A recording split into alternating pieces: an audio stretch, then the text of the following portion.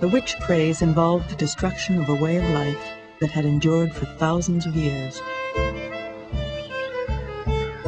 In villages all over feudal Europe, women and men worked side by side.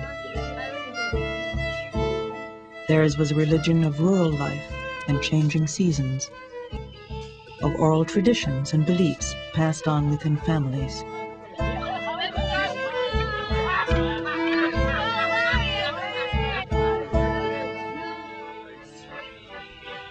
We still call the earth our mother, a memory of the goddess traditions of our pagan past.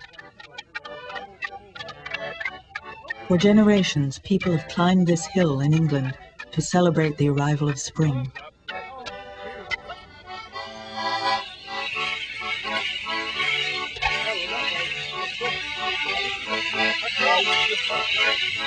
It's May Day, and the Morris men are waking up the earth with their staves and bells. Once, long ago, the Queen of the May presided over the celebrations.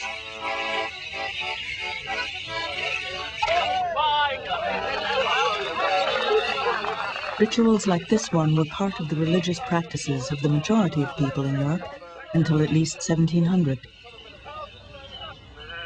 They were among the traditions targeted as witchcraft. You can see that there were two kinds of religion.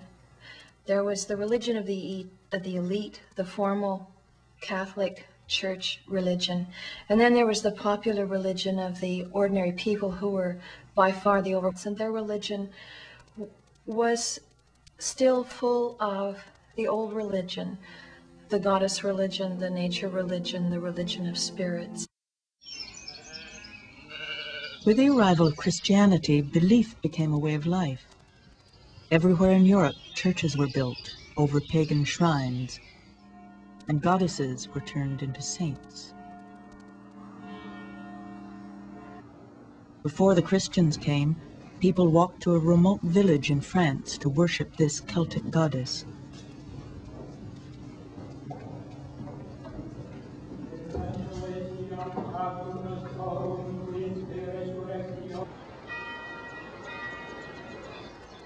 But while the Christian church allowed for saints, it offered no divine goddess to adore. The newly converted pagans found one of their own and demanded that she be recognized.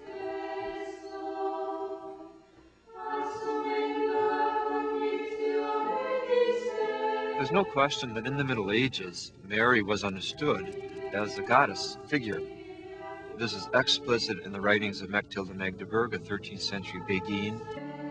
To this day, Mary still bears the names of her pagan ancestors: Queen of Heaven, Lady of the World, Mother of God.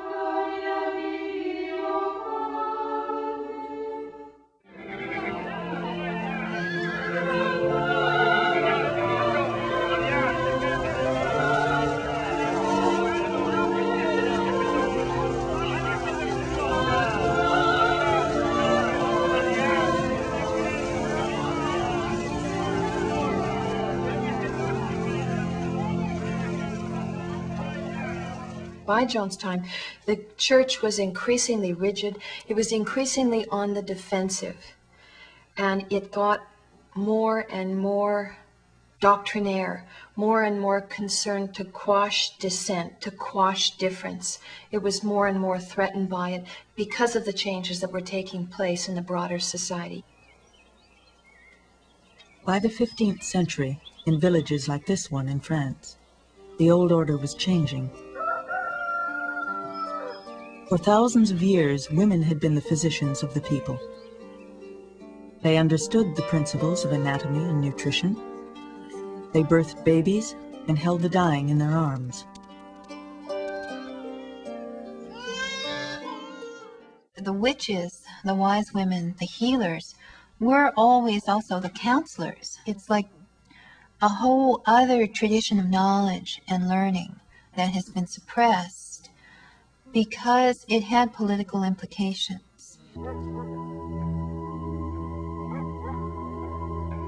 new laws proclaimed that any woman who dared cure without having studied was a witch and must die.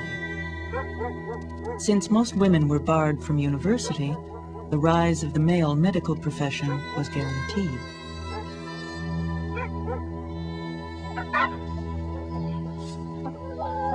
Women continued to practice, but now they did so in fear of their lives.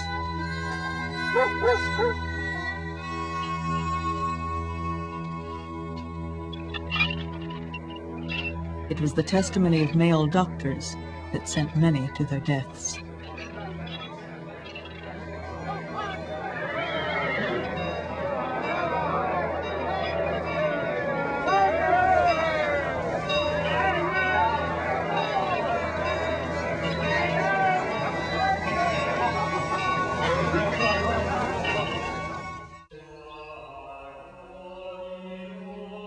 Guilt and sin were now part of every Christian's life.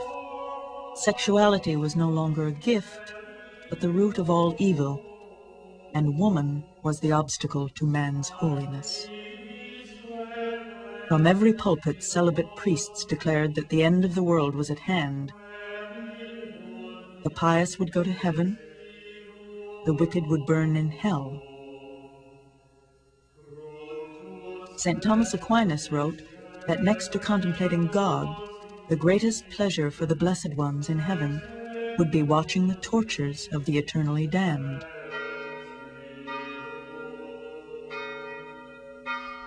In the 14th century, the end of the world arrived in the form of the Black Plague.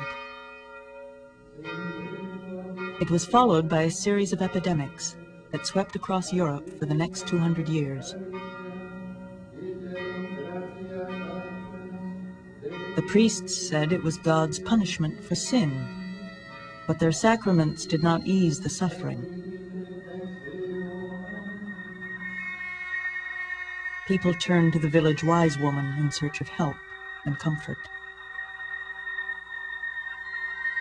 Peculiar things happened at the end of the 15th and beginning of the 16th century. Namely, it would seem that the female population increased more rapidly than the male population. Why this was so, it's difficult to ascertain. Possibly extensive war saw the decimation of male numbers. Now, the importance of that in a patriarchal society is that women begin to outlive men, and not only that, women, because of their excessive numbers, do not find husbands. They don't marry and become, willy-nilly, independent. And in a patriarchal society, this is a very, very difficult thing to come to grips with. By the 16th century, women's rights to inherit and own property had been eroded. Many women became dependent on charity for survival. Those who held on to their property were objects of suspicion and envy. At a time when life expectancy was 40 years, just being old was suspect. Widows, spinsters, and those who begged for a living were the most vulnerable to charges of witchcraft.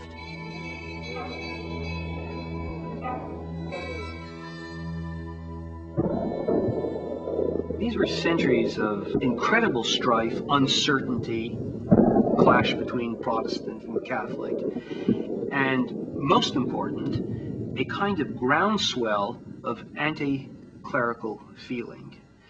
It strikes me that the witch craze is a kind of an answer for institutions which feel threatened. In other words, if one could convince the lower classes that their difficulties arose from the fact that witches were present and were blighting the harvests, were causing barrenness in the marriage bed, what have you, it would sort of take the pressure off the establishment. It's not the state, it's not the Pope, it's not the bishop who is the cause of your anguish. It's the cursed presence of the witches.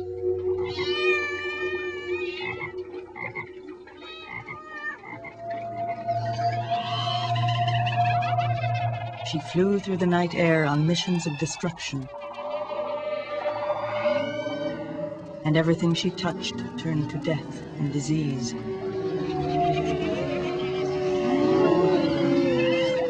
She was the hag, the devil's agent, the poisoner, the one with the evil eye.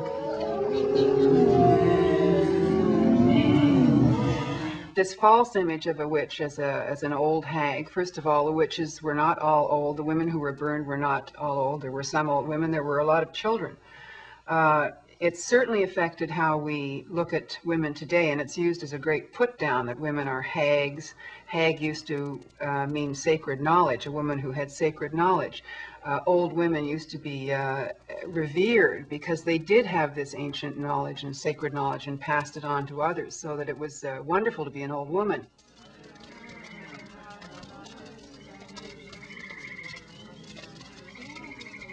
There is evidence that women did meet in groups to participate in the old rituals and to exchange news. But as the witch persecutions reached their height, meetings like these became more and more dangerous. Women who gathered at night were thought to be evil, an idea reinforced by the art and literature of the time.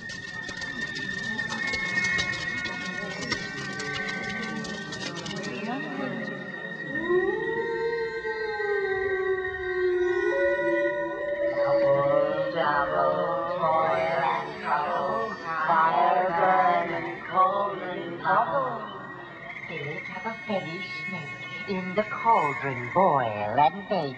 I'll have newt and toe of frog, wool of bat and tongue of dog, adder's fork and blind worm's sting. This is strange. It was an age of superstition, and so no one doubted the existence of witches. It was difficult not to believe when thousands were being burned.